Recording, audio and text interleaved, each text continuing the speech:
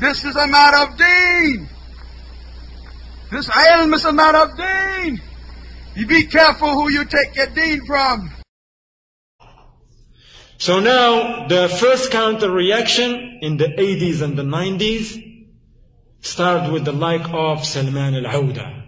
You gotta remember these names, because they get books, they get tapes.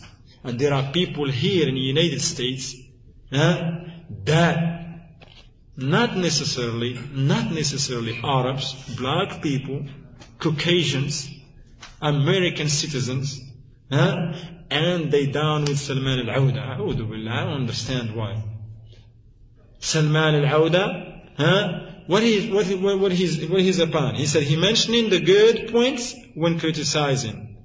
They said, you want to criticize? Go ahead. See, remember the first group of Hassan al-Banna, he said, no criticism. You cannot criticize nobody. But now the people of Ahlul Sunnah, they smash that. So now these people, just to play a game on the minds of the people, because if they say no criticism, they can say, the people of Najjar, they smash that. What they did now, they play another game. They came and say, you can't criticize people. Yeah, you're right. We're not down with Hassan al-Banna, he was wrong. You criticize the people, we're down with you, but one thing that you guys don't do is that you don't mention the good of the people. I know about the evil, 100%. You gotta mention the good. And this is called as al-muwazanat. Remember this term, al-muwazanat. The people of Ahl Sunnah wal Jama'ah, they smashed this down also.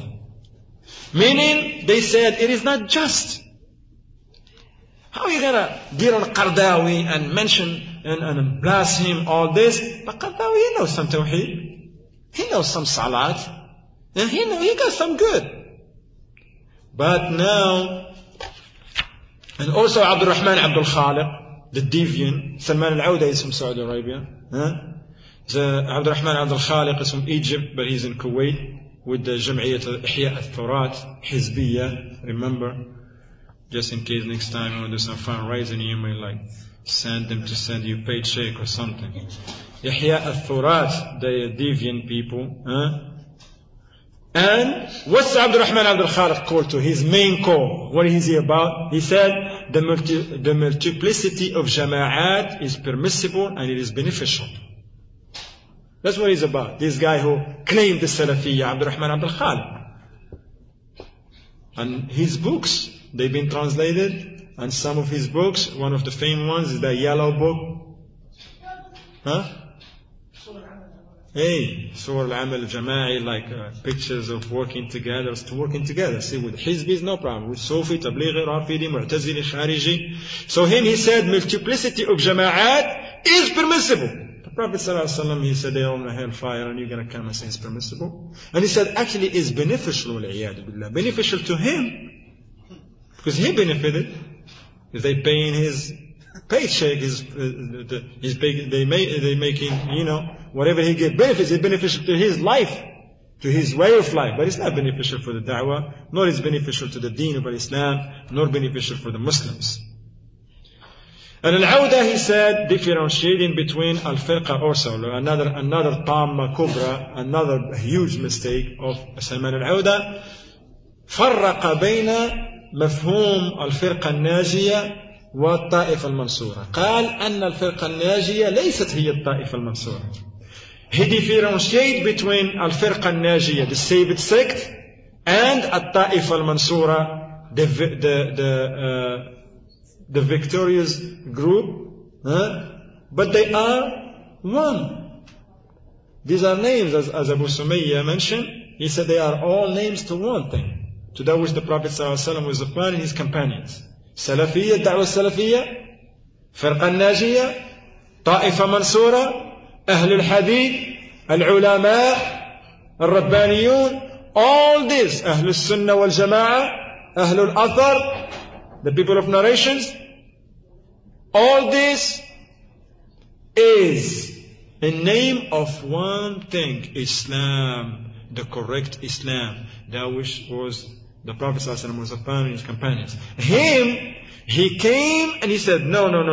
The saved sect and the victorious group are two different things. Why? So he can enter the jama'at into the firqa al-najiyah. He said, yeah, they may not be victorious. Everybody struggles in this life. You may not see them gaining any victory, but they are going to be saved, inshallah, on the day of judgment, and they could not be in the hellfire. Now, Jama'at al-Tabligh, the people of knowledge, they said Jama'at al-Tabligh is from those 72 sects, they're going to be in the hellfire, no doubt, inshallah ta'ala. But then Al-Awda said, no. They're going to be, inshallah, in Jannah. A'udhu billah. And then Adnan al-Ar'ur, another name. Adnan al-Ar'ur, he said, we correct the error, but do not make jarh of the person. If somebody make a mistake, if Qardawi said what he said when I mentioned to you earlier, that if Allah wal-iyadu billah, wallah, would dislike to mention this statement, but just to see how vicious this guy, how wicked he is. He said, the one who said that if Allah present himself on earth to the people in elections, which is the election that's not even from the Sunnah, which is Taghutiyah. If Allah presents himself to the people, he will never get 99.99. Impossible. So now Ar'ur, instead to go and smack Al-Qardawi with the hammer in his head, he's like, no, we correct. This is a mistake. He said, no, this is something that should not be said. We should not talk about Qardawi. Leave him alone. Wal-iyadu billah. And all the above, they said, we take the good and leave the bad. That's what it is. They said, just take the good and leave the bad. What is the implications and practical effects to this first kind of reaction? First, they try to neutralize the effects of the jarh, criticism, and tahdhir, the warning against the people, made by the Salafi scholars against the jama'at of Hizbiyah. That's the first thing. They want to neutralize that. Second, they cloud in the barriers between Ahlul Sunnah and Ahlul Bid'ah. They don't want to let the people to see that clear that, look, Ahlul Sunnah is here, Ahlul Bid'ah is here. No, they want to bring everything together. Clouding the barriers between Ahlul Sunnah and Ahlul Bid'ah that had recently been erected by virtue of the spread of the Salafi Aqidah that distinguished between Salafi and innovators. To put it another way, bridge building with the innovators. They want to bring some bridge between the innovators and the people of Ahlul Sunnah wal Jama'ah. The third thing is encouraging the same type of cooperation with the innovators that Hassan al-Banna started by taking the good, leaving the bad. Just take the good, leaving the bad, as it relates to individuals and groups and books and cassettes. Meaning that you can go to the market, buy any tapes you want, listen to anything you want, just take the good and leave off the bad. But how many of the people have the ability to distinguish between that which is good and that which is bad?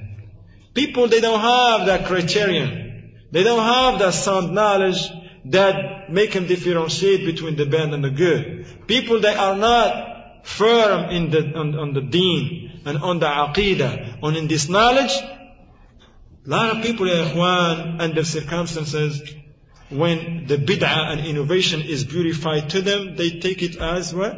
Sunnah. And they take it as a sunnah. And when those mubtadi'ah, they come and talk about the sunnah in a vicious way and in a wicked way, they make it appear to the common folks that is a bid'ah and innovation, and they live it. Wal-iyadu billah. Look at the talbis of Iblis, the devil deception. Wal-iyadu billah.